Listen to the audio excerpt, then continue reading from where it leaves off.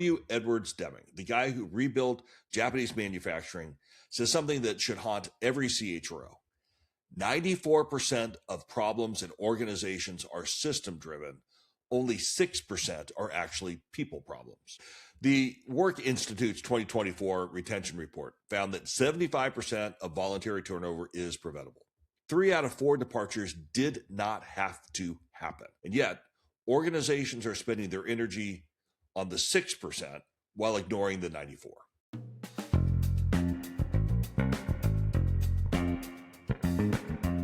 Hey there, senior leader, and welcome to the Talent Sherpa podcast. This is where senior leaders come to rethink how human capital really works. I'm your host, Jackson Lynch, and today I'm joined by my co-host, my friend, a man who enjoys leg day, and the founder of Propulsion AI, Scott Morris, everybody. Hi, Jackson. Hey, Scott, I want you to imagine for a moment that you're a surgeon and your patients keep dying on the table, and you blame the patient, and you get a new patient and they die too, and you blame that patient. Then the fourth one. Like, do you start to wonder if maybe the problem isn't the patient, maybe it's the operating room? Well, that's what most CHROs are doing with talent. They spend 6 months performance managing somebody out. They recruit a replacement. They watch them hit the exact same wall. I've done this more than once. And it really took me an embarrassingly long time to ask if the problem was ever the person. So, Jackson, I can't wait to do this topic with you. But before we get going, let me ask everybody, if you like this pod, please do us a favor and subscribe. Leave us a comment. Drop us a quick review on your preferred platform. It's how we grow the pod. It's how we keep the content sharp for other senior leaders. Yeah, thank you for doing that, everybody. So every CHRO has heard this one before. When someone underperforms, you coach them, you document it, you put them on a plan, and if that plan fails, you exit them. That's the playbook. It is in every HR textbook ever written. And it sounds really, really reasonable. You're holding people accountable. We all know that's what we're supposed to be doing. You're being fair. You're giving them a chance to improve. Except for here's what's actually happening in the data. Gallup found that 42% of employees who voluntarily left their organization said their manager or the company could have done something to prevent them from leaving. That's like nearly half. And 45% said that nobody ever talked to them about their job satisfaction in the 3 months before they quit. Think about that.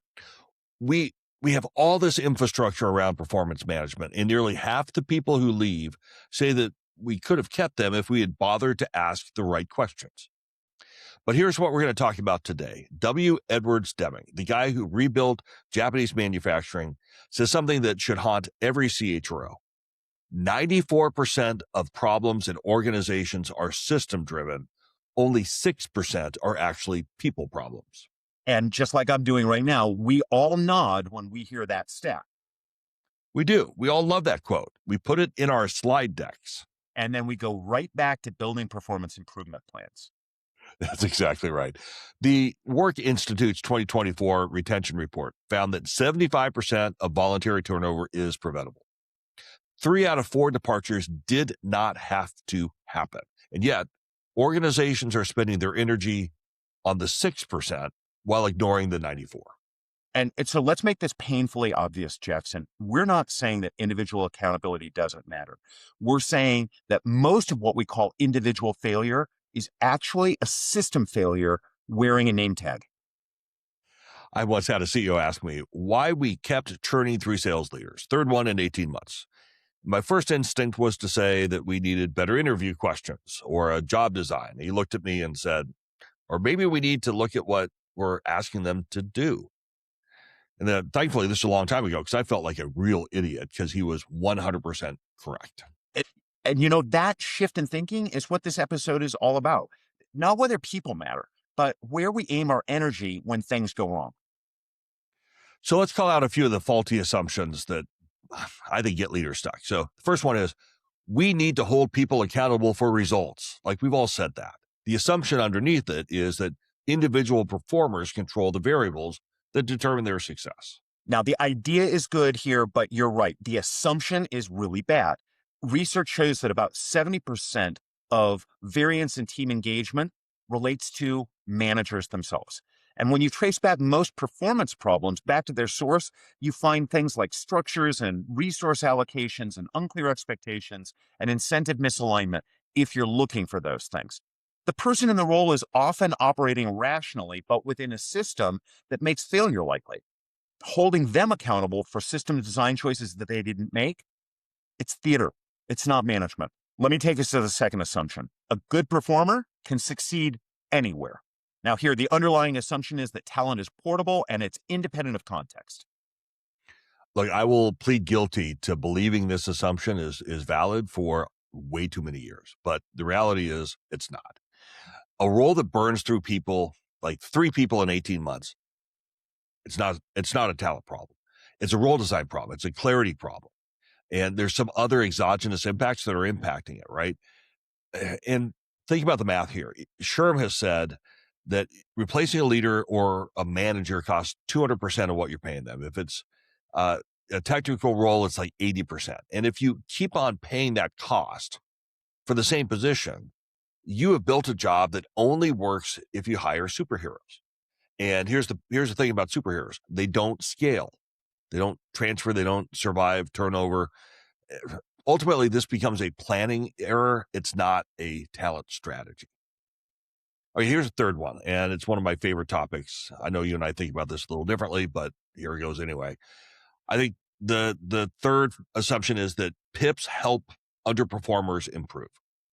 The assumption is that performance improvement plans are actually developmental tools, not something else.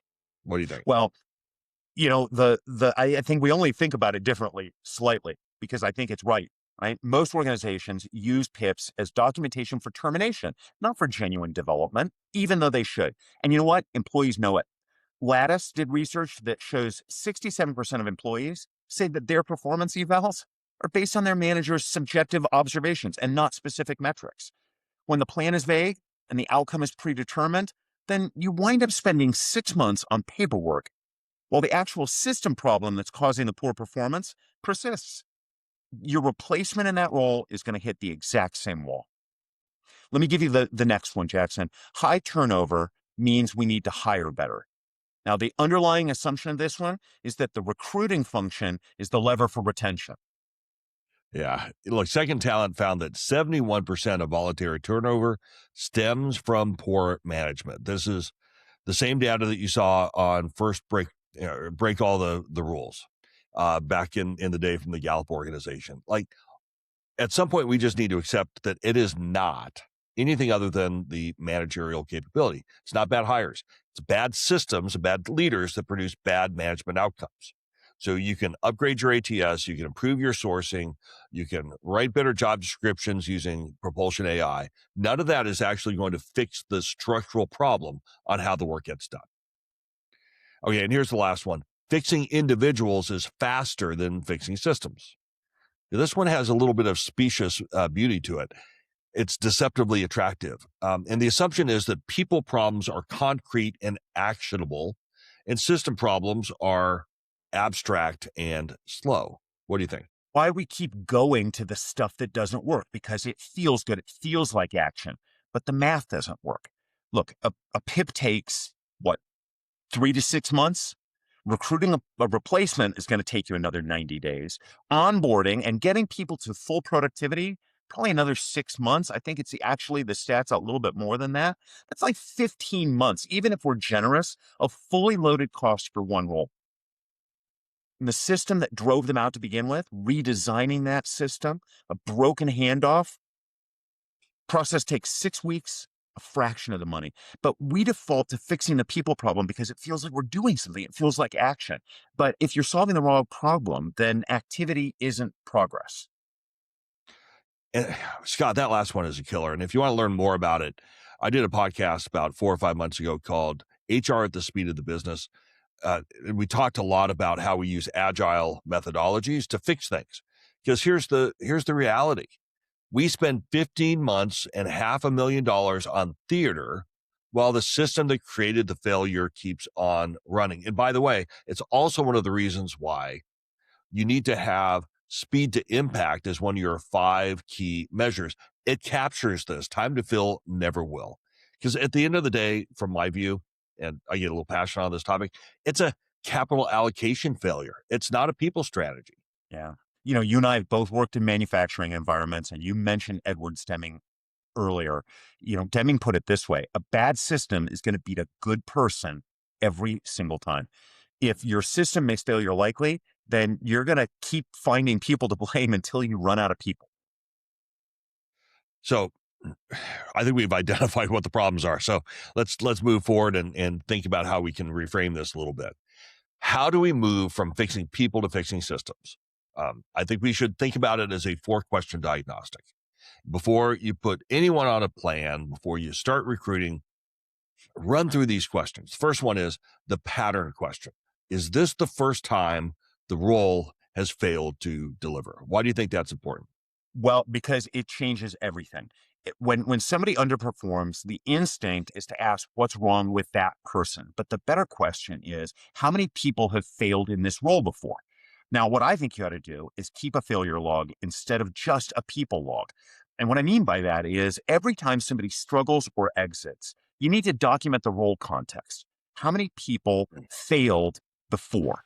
What resources did they have? What dependencies were outside of their control? Who did they report to? And if you see the same role burning through people, then you may have found your system bottleneck. Now, that's a different fix than a PIP. And by the way, I want to reference something, Jackson, that you let us off with, right? Nobody talked to the people in the last 3 months and asked them about their satisfaction. It's really easy for us to think about when a good person leaves. But what about when we look at an underperformer? Are we talking to that person? Are we uncovering these things that I just mentioned? We've got to be trying to look for something beyond that person. Where's the system problem? Where's the system bottleneck? Here's the second question, Jackson. It's a load question. Did we design this role for a human or for a superhero? Talk about that one. Yeah, like I think most performance frameworks measure what someone produces if you do it right, but almost none measure what the system demanded of them. So here's an example. If your head of engineering is underwater, the question is not whether they can handle it. The question is whether the load is rational. How many direct reports? Like how many times have you looked at talked to a leader and you find out they have 17 direct reports and they're senior leaders in the org? Like you can't actually carry that load. It doesn't make any sense. How many different key projects are they working on? How many cross-functional dependencies do they have? How many approval gates do they need to work through? It's why I've talked about for the last 3 or 4 months how important it is for us to start a systems thinking approach to it, because it's not simple. And so here's a brutal diagnostic. If you were to replace your top 20% of performers with like average performers tomorrow, what would break? And here's how you use it. Everything that breaks is a system dependency that right now you're getting by with because it was built on heroics. And someday that heroic person is going to leave and you're screwed. Okay, here's number 3. I call it the attribution question. Are we measuring people or the systems that they're in? Attribution question, because it's the fundamental attribution bias that is really underneath this that you're talking about. When something goes right, I get the credit. When something goes wrong, it's because it was something outside. When somebody misses quota, we give them a PIP. But quota attainment is more related to territory quality, product market fit, handoff quality from other teams, variables that sometimes that rep doesn't control. Let me double click on that for a second, Scott. When I was back at Frito, one of the things I was on their transformation strategy team, and one of the projects that I was able to work on is a better way to allocate plan across the I don't know, 15 different regions we had across the country. And so we brought in some folks from USC. We did a bunch of mathematics, and here's what we found. We tried to explain what causes over or under performance. And what we expected to find was it had to do with talent. What we actually found is there were 2 things that explained 85% of the error. One of them was how much trade spend, which meant how much can you discount on price. We were bell marked. So this was like, think about just in terms of how much we were able to sell. If you sold it for less, you had more revenue because you sold more of it. Highly elastic business. The second one had to do with did you have a hurricane or other natural disaster? Because when the hurricane comes in, people go and they grab a bunch of chips. So it had nothing to do with almost anything else other than that. And yet the number of really, really talented people who had, paydays disrupted and careers ended for something completely out of their control was crazy. So we bring this stuff back to the senior leaders, and they're like, yeah, we're just going to give everyone the same plan. and it continues, right? So it's not just the small companies that have this problem. It's the ones that are academy programs on how to manage talent. They trip into this thing over and over and over. I'm sure they do it differently now, but like that was a huge eye opener for me. Well, you talk about force majeure. A hurricane is definitely out of people's control, and to hear that it had that big of an impact is really amazing. But I think it goes to show exactly the point we're trying to make. Before you decide that this is a people problem, have you actually measured the system? Do you understand what's really underneath it all? What percentage of that of the outcome that you want was really within the person's control? Let me give you the next question, Jackson. It's the capital question. Where is our energy actually going? You've heard me talk about this a lot. Look at your calendar. That actually is dictating what your strategy is. This is right in line with that. Track it. For every dollar, every hour spent on individual performance interventions, like how much of that then goes into redesign? So if you believe Deming and his ratio, it should be like 6% on people, 94% on system. If you're spending 94% of the energy on the 6%, you have inverted the ratio. And that's a choice. It's a choice I think is going to cost you money, time, and the next 3 people that you hire for that role. And I'd also argue the sequencing matters here, right? You can't skip to the capital question without running the first 3. The pattern tells you if this is systemic. The load tells you if the job's rational. The attribution tells you where the quality control actually sits. And then only then can you really make an allocation decision. And I think the real question here is, are CHROs willing to stop being performance police and start being systems architects? And I know you and I jointly agree. This is one of the factors that makes the CHRO role one of the hardest in the entire organization. Because not only do you have to understand the people side, not only do you have to understand the business, but you have to get in at the work level and analyze systems or drive your HR business partners to analyze what's actually driving business performance, because your job is getting the business to perform through people. And that requires admitting that the problem might not be the individual themselves. It might be the operating room, to borrow your example from the top of the episode, that we built around them. I've written a lot recently about the difference between a low altitude and a high altitude mandate. Fixing the person problem is the low altitude mandate. Fixing the system problem is the high altitude mandate. If you want to really be a business leader rather than a functional one, that's part of the change you have to make. Okay, Scott, let's move from the theory and identifying and diagnosing the problem and how to reframe it, and really talk about what do we do starting next week. If you're a listener here, what can we do? I would argue step 1, and I'm going to steal this from you. I like the idea. Run a failure audit on your last 3 exits. Like, pick a job that matters. And then look for each person who was fired or managed out, document the stated reason. And then how many people have failed in that role before, what resources they had, what dependencies might have been outside of their control. If you then see patterns, present that to the exec team as a system health check rather than a people problem like we always do. Let me do number 2.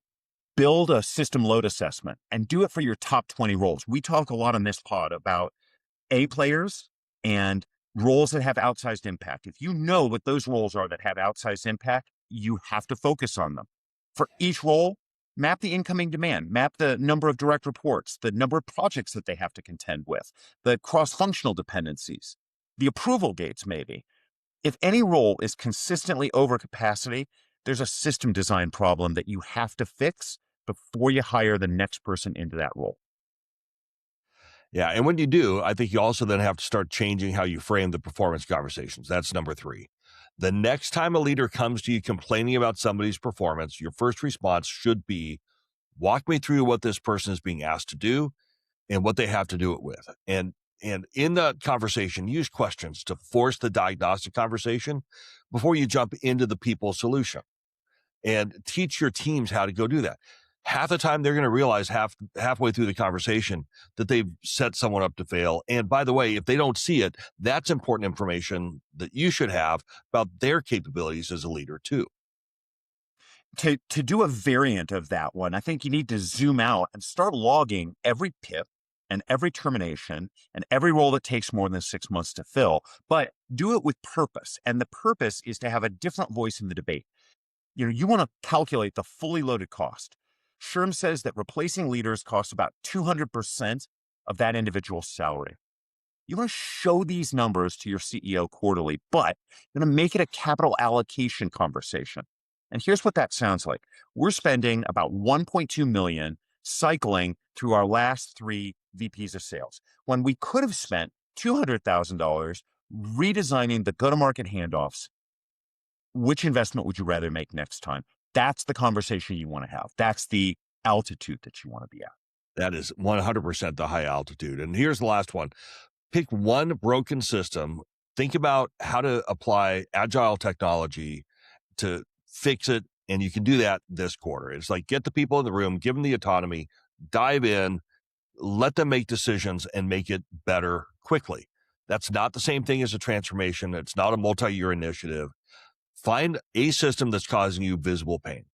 Your approval process, your resource allocation mechanism, your meeting cadence, like whatever it is, just treat it like a product redesign. Small team, 6 weeks, ship a new version, measure the impact, and then do it again next quarter.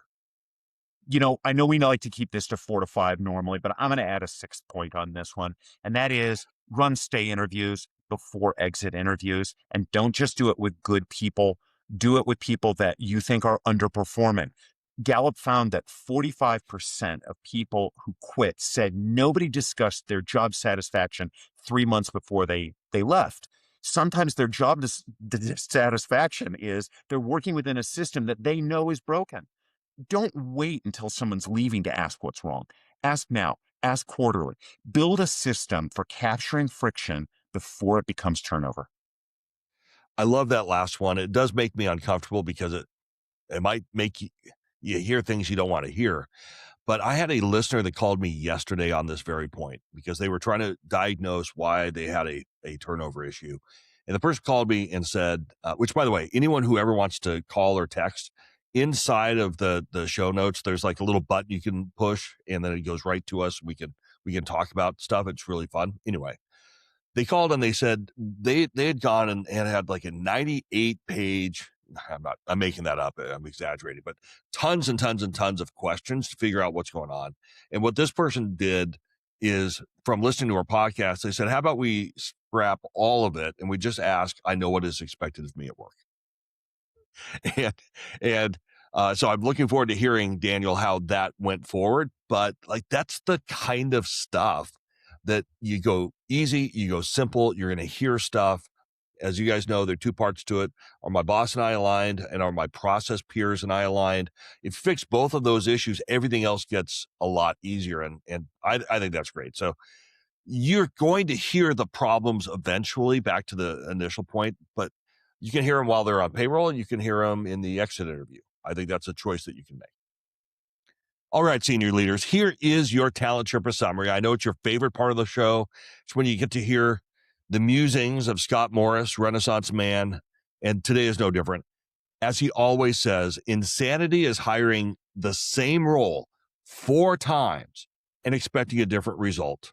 And anyway, here's the rec for Senior Data Architect 5. I've literally never said that. And wasn't that Einstein? Yeah, but he has a different haircut. Give us the summary. All right. 4 things to remember. 1, when people fail repeatedly in the same role, you don't have a talent problem. You've got a system problem. And the failure log in that case is going to beat the performance review. 2, individual performance is mostly an output of system design. If a role is designed for a superhero, you are going to keep burning through regular humans until you redesign the role. 3, fixing systems is faster and cheaper than cycling through people, both for the people and the business. a 15-month performance and replacement cycle is going to cost you about $500,000. But redesigning a broken system takes you maybe 6 weeks and a fraction of the cost. And last, the CHRO who fixes systems gets a voice in the conversation about capital allocation. The CHRO who only fixes people problems is stuck explaining why the same people and the same roles keep failing. Scott, that might have been the best summary you've done this podcast. Congratulations. Here's my big takeaway from it. Deming's 94-6 rule is not just kind of manufacturing stuff. It's something we can apply to our talent world today. It is a capital allocation framework. And as HR leaders, if you are spending 94% of your energy on the 6%, you've inverted the ratio. And if you're leading the HR functions from the business side, you should be asking them this question too, because ultimately you got to flip it. Business systems that make it possible for medium performers to do great work. That's how you unlock performance that no amount of talent management can match. You can't build your system around heroes. And Ram Charan talks a lot about putting talent at the center of every business decision. So if you haven't read Talent Wins, now's your wake-up call. You should go do that. So thank you so much for tuning into the Talent Sherpa podcast. This is, as you know, where senior leaders come to rethink how human capital really works. It's so much fun to do with you all, and I appreciate it no matter where you're listening. And a quick shout out to one of our favorite new listeners. Hello, Sarah from the UK. Thank you for being a part of the Talent Sherpa community and signing up as a paid member to the Talent Sherpa Substack. Hey, and if you enjoyed today's podcast, do us a favor, hit the like button really quickly. Low effort, high reward. Or better yet, do us a favor and subscribe to the podcast, because that's what helps the algorithm share the content with other senior leaders. Your subscription is helping somebody else to hear the ideas that we're putting forward. You can even leave us a review. Pick a platform, Apple Podcasts, Spotify, or YouTube. We're on all of them. And if you're a CHRO wondering where to start your AI journey, because your CEO is saying you guys should start your AI journey, don't forget to check out Propulsion AI at www.getpropulsion.ai. They're building a team of AI teammates to help human capital leaders focus on what matters to the business. Scott, give us an example of what you help people with. We help managers think about concepts that we talk on this pod a lot about, like how to design roles that actually connect to business strategy and have measurable outcomes. What kind of competencies and skills do you really need from top performers? That sets you up for not only effective hiring, but great onboarding to results and highly effective performance management. So we're a talent intelligence platform. We're using AI to help managers navigate talent management. Hey, and don't forget, Talent Sherpa is your ultimate guide for CHROs and other HR leaders who are tackling high-stakes peaks of business leadership. From the best-selling Substacks at premium deep dive sessions, Talent Sherpa is your Sherpa up the CHRO Summit. So head on over to mytalentsherpa.com and you can subscribe or book a coaching session today. I've said it before and I mean it. Jackson's a great coach. You do not have to do it alone. Hey, thank you, Scott. And I really hope that we're providing the value back to the community, because we've all been there and you don't have to go it alone. And I want to say thank you to everyone who's listening. You guys make this so much fun. And until next time, keep raising the bar. Stop fixing the 6% while ignoring the 94, and keep on climbing.